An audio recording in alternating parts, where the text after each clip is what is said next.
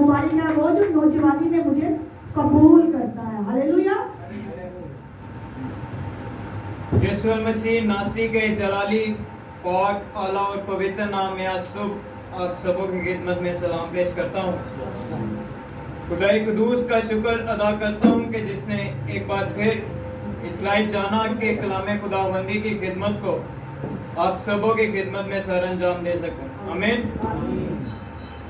عزیزو، آج ہم اپنی تنبیہ و نصیحت کے لیے خداوند کے زندہ پاک کلام میں سے جو دیکھیں گے وہ ہے خدا کا جلال، گلوری آف گاڈ. لیکن سب سے پہلے ہمیں یہ جاننے کی ضرورت ہے کہ جلال کا اصل میں مطلب کیا ہے. اردو زبان میں ہم اس کا مطلب کیا لیتے ہیں؟ تو جلال کا جو مطلب ہے وہ ہے فضیلت، معجزات، نشانیاں. اور اگر ہم عبرانی زبان میں اس کا مطلب دیکھیں جس سے جلال کا لفظ اخذ کیا گیا ہے وہ لفظ ہے کبوت، جس کا یونانی اور عبرانی زبان میں ترجمہ وزن یا خوبی کے نام سے کیا جاتا ہے.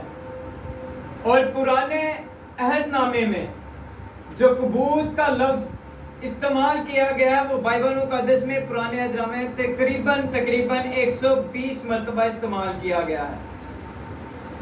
اور اگر ہم کبوت کا یونانی ترجمہ دیکھیں جو یونانی مترجمین نے کیا ہے وہ لفظ ہے ڈوکسا. ڈوکسا کو یونانی زبان میں جو عام زبان کے طور پر استعمال کیا جاتا ہے وہ ہے رائے، شہرت، کسی کی شہرت کا ہونا.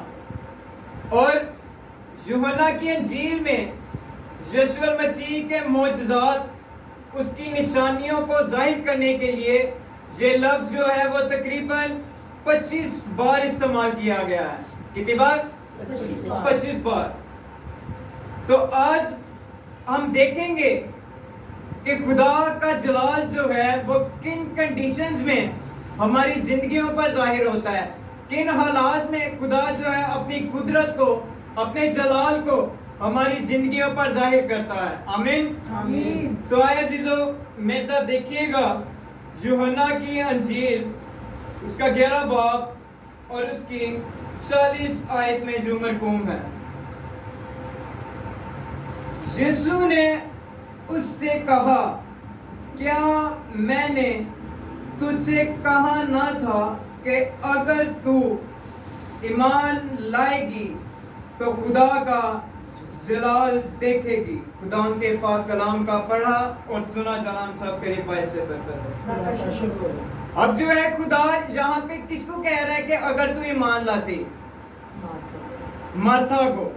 جب لازر کو مرے ہوئے 4 دن ہو گئے اور خدا چوتھے دن مرتھا اور مریم کے پاس آیا، تب خدا نے مرتھا سے کہا اگر تو ایمان لائے گی. تو اگر ہم یہاں پہ غور کریں ہمیں پہلی کنڈیشن کیا ملتی ہے؟ پہلی کنڈیشن یہاں پر کیا ملتی ہے ہمیں؟ ایمان. یعنی کہ جلال خدا کا جو ہماری زندگیوں پر ظاہر ہوتا ہے، اس کی قدرت ہماری زندگیوں پر ظاہر ہوتی ہے، اس کے لیے پہلی کنڈیشن ہمیں کیا ملتی ہے؟ ایمان. اگر ہم ایمان میں مضبوط ہوں گے، ایمان ہمارا ڈگمگانے والا نہ ہو بلکہ ایمان ہمارا ایسا ہو جیسے صدرک میثق عبدالنجود ہے کہ ان کو آگ کی جلتی ہوئی بٹیوں میں بھی ڈال دیا گیا تو بھی وہ اپنے خدا کے نام کو عزت اور جلال دیتے رہے. ان کا ایمان ڈگمگایا نہیں، بلکہ جن لوگوں نے ان کو آگ کی بٹیوں میں ڈالا وہ خود جل کر بھسم ہو گئے، لیکن ان کا ایک بال تک باقی نہ ہوا. کیوں؟ خدا نے ان کی زندگیوں میں جو ہے اپنے جلال کو ظاہر کیا. کوئی بتا سکتا ہے؟ کیونکہ ان کا ایمان جو تھا وہ اپنے زندہ خدا پر تھا، کیونکہ وہ جانتے تھے کہ جس خدا کی ہم مدح سرائی کرتے ہیں، جس خدا کی ہم عبادت کرتے ہیں، وہ ہمیں کبھی اکیلا اور تنہا نہیں چھوڑے گا. آمین. ایمان ہو تو پالوس اور سلاس کی طرح جن کو جیلوں میں زنجیروں میں جکڑ کر بند کر دیا گیا، لیکن تو بھی وہ اپنے خدا کے نام کو عزت اور جلال دیتے رہے، اس کی مدح اور سرائی کرتے رہے. اور ان کے خدا کے نام کو عزت اور جلال دینے کے وسیلہ سے کیا ہوا تھا؟ ان کی دعاؤں کے وسیلہ سے خدا نے جیل کی نیوں کو ہلا کر رکھ دیا تھا. ان کی بیڑیاں کھل گئی تھی. یہ ایسا ایمان خدا آپ سے طلب کرتا ہے کہ تاکہ وہ اپنے جلال کو آپ کی زندگی میں ظاہر کرے. لیکن آج ہمارا ایمان کس طرح کا ہے؟ آج ذرا سی مشکلات ہم پہ آئی نہیں, ذرا سی آزمائش ہم پہ آتی ہے تو ہم دعا کرنا ہی چھوڑ دیتے ہیں. ہم حالات سے ڈر جاتے ہیں کہ اب کیا ہوگا. لیکن اگر آپ کا ایمان اس پر ہے تو وہ کبھی آپ کو اکیلا تنہا نہیں چھوڑے گا. اگر آپ ایمان میں مضبوط ہیں تو وہ آپ کے تمام برے حالات کو آپ سے اتنا دور کر دے گا کہ آپ کو کبھی دکھ کا اندازہ بھی نہیں ہوگا. لیکن شرط اور کنڈیشن یہ ہے کہ آپ کا ایمان اس پر مضبوط ہو, آپ کامل ہو, آپ ثابت قدم ہو, تب وہ اپنے جلال کو آپ کی زندگیوں میں ظاہر کرے گا. آمین. دوسری کنڈیشن جو دیکھنے کے لیے میرے ساتھ دیکھیے گا, پطرس کا پہلا عام خط, اس کا 5 باب اور اس کی 1 سے 4 آیات میں جو مرقوم ہے. تم میں جو بزرگ ہیں میں ان کی طرح بزرگ اور مسیح کے دکھوں کا گواہ اور ظاہر ہونے والے جلال میں شریک بھی ہوں, ہو کر ان کو یہ نصیحت کرتا ہوں کہ خدا کے اس گلا کی گلابانی کرو جو تم میں ہے, لاچاری سے نگہبانی نہ کرو بلکہ خدا کی مرضی کے موافق خوشی سے اور ناجائز نفع کے لیے نہیں بلکہ دلی شوق سے, اور جو لوگ تمہارے سپرد ہیں ان پر حکومت نہ جتاؤ بلکہ گلا کے لیے نمونہ بنو. اور جب سردار گلابان ظاہر ہوگا تو تم کو جلال کا ایسا صحرا ملے گا جو مرجھانے کا نہیں. خدا کے پاک کلام کے پڑھے اور سنے جانے پر خدا ان کی برکت. عزیزو, اب جو یہاں پر ہمیں دوسری کنڈیشن ملتی ہے وہ ہے خدا کی مرضی. اگر ہم دوسری آیت پر غور کریں تو ہمیں وہاں لکھا ملتا ہے بلکہ خدا کی مرضی کے موافق سے اور ناجائز نفع کے لیے نہیں بلکہ دلی شوق سے. اب عزیزو, دنیاوی ہوتے ہوئے ہم اس چیز کو پانے کے لیے کوشش کرتے ہیں جو ہماری نظروں میں ہمارے لیے نفع بخش ہوتی ہے, جو ہم یہ سوچتے ہیں کہ اس سے ہمیں بینیفٹ مل سکتا ہے. لیکن ہم اس چیز میں خدا کی مرضی کو اپنے لیے نہیں دیکھتے کہ خدا کی مرضی ہمارے لیے کیا ہے, بلکہ جو ہمیں اچھا لگ رہا ہوتا ہے ہم اسی کے پیچھے بھاگتے رہتے ہیں اور ہم دنیا کے لیے بس ہو کے رہ جاتے ہیں. اور بالفرض اگر ہم خدا کی مرضی کو جان بھی لیں تو ہم اس کی مرضی میں بھی اپنے مفاد کو تلاش کرتے ہیں کہ اس کام میں مجھے کیا بینیفٹ مل سکتا ہے, جبکہ خدا کے کلام میں لکھا ہے کہ تم نیک خلوص اور پورے دل سے میری خدمت کر. لیکن ہم اس کے کام کے لیے بھی اپنے مفاد کو تلاش کرتے ہیں. کیا ایسے وہ ہمیں جلال کا صحرا دیتا ہے, اور یہ جو صحرا دینے کی بات یہاں کی گئی ہے یہ کوئی دنیاوی صحرا نہیں ہے جو تھوڑی دیر میں مرجھا جائے, بلکہ یہ وہ صحرا ہے جو نوروں کے باپ کی طرف سے ہمیں دیا جاتا ہے, جو وقت کے ساتھ ساتھ کھلتا جاتا ہے. جیسے جیسے اس کا جلال ہماری زندگیوں پر ظاہر ہوتا ہے ہم ایمان میں مضبوط ہوتے چلے جاتے ہیں. یہ ویسے ویسے یہ جو صحرا ہے یہ کھلتا جاتا ہے, ہماری زندگیوں میں اس کا جلال ظاہر ہوتا رہتا ہے. لیکن ہم یہ آج جلال کا صحرا لینا ہی نہیں چاہتے. کیونکہ ہماری جو سوچیں ہیں، ہمارے خیالات جو ہیں وہ دنیاوی ہو کر رہ گئے ہیں۔ ہم صرف یہ دیکھتے ہیں کہ کسی نہ کسی طرح ہمیں کہیں سے آتا رہے، ہم اس کی مرضی کو اپنی زندگیوں میں نہیں جانتے۔ تو عزیزو، آج آپ کون سا صحرا لینا چاہتے ہیں؟ جلال کا صحرا جو ہمیں نوروں کے باپ کی طرف سے ملتا ہے، یا پھر دنیاوی صحرا جو صرف کچھ دیر کا ہوتا ہے اور اس کے بعد مرجھا جاتا ہے، ختم ہو جاتا ہے؟ جلال کا صحرا لینا چاہتے ہیں تو اس کے لیے کیا ضروری ہے؟ دو کنڈیشنز ہم نے ابھی دیکھی ہیں کہ کیا کیا ضروری ہے؟ ایمان اور خدا کی مرضی۔ ایمان اور خدا کی مرضی۔ میرے ساتھ دیکھیے گا کرنتھیوں کے نام پولس رسول کا دوسرا عام خط، کرنتھیوں کے نام پولس رسول کا دوسرا عام خط، اس کا 1 باب اور اس کی 20 سے 22 آیات میں جو مرقوم ہے۔ مل گیا سب کو؟ کیونکہ خدا کے جتنے وعدے ہیں وہ سب اس میں ہاں کے ساتھ ہیں، اسی لیے اس کے ذریعہ سے آمین بھی ہوئی، تاکہ ہمارے وسیلہ سے خدا کا جلال ظاہر ہو، اور جو ہم کو تمہارے ساتھ مسیح میں قائم کرتا ہے، اور جس نے ہم کو مسح کیا وہ خدا ہے، جس نے ہم پر مہر بھی کی اور بہانہ میں روح کو ہمارے دلوں میں دیا۔ آمین۔ تو عزیزو، اگر ہم 20ویں آیت پر غور کریں تو ہمیں دیکھنے کو ملتا ہے کہ خدا کا جو کلام ہے، خدا کا بندہ، وہ کیا فرماتا ہے؟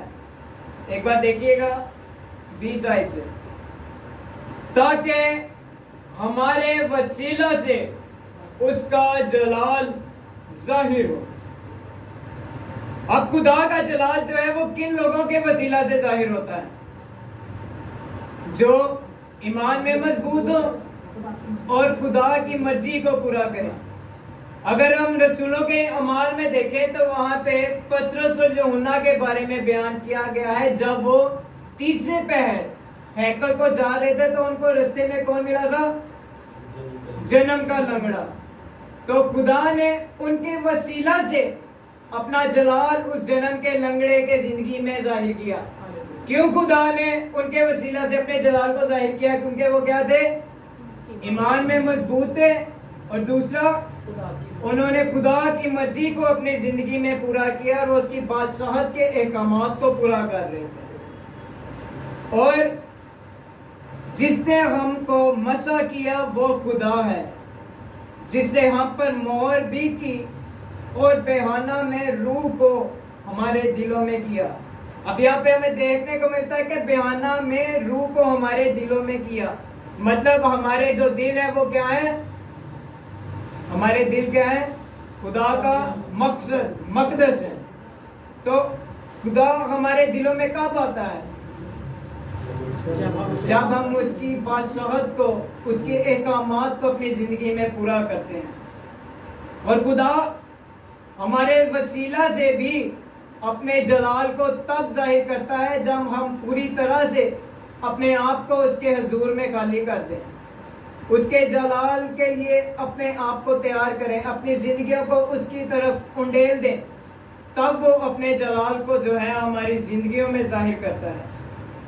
لیکن جب ہمیں یہ دونوں چیزیں ہی نہیں ہوں گی، نہ ہم ایمان میں مضبوط ہوں گے، نہ ہم خدا کی مرضی کو اپنی زندگیوں میں جانیں گے، تب وہ اپنے جلال کو، اپنی قدرت کو جو ہے ہمارے وسیلہ سے کیسے ظاہر کرے گا؟ اس کے لیے ہمیں ایمان میں مضبوط ہونا چاہیے، اور ایمان میں مضبوط ہونے کے لیے ہمیں کیا کرنا چاہیے؟ دعا۔ جتنا ٹائم ہم خداوند کے حضور دعا میں گزار سکتے ہیں، اتنا ہی وہ ہمیں اپنے زور سے، اپنی قوت سے بھرتا ہے۔ لیکن شرط یہ ہے کہ ہم دعا میں اپنا ٹائم زیادہ سے زیادہ گزاریں۔ اور سب سے اہم بات میرے ساتھ دیکھیے گا، تسالیکیوں کے نام پولوس رسول کا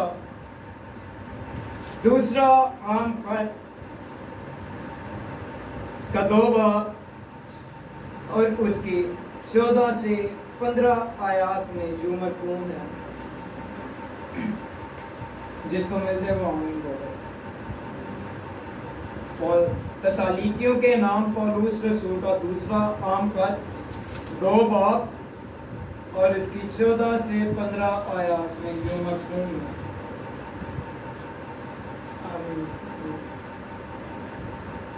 جس کے لیے اس نے تمہیں ہماری خوشخبری کے وسیلہ سے بلایا، تاکہ تم ہمارے خداوند یسوع المسیح کا جلال حاصل کرو۔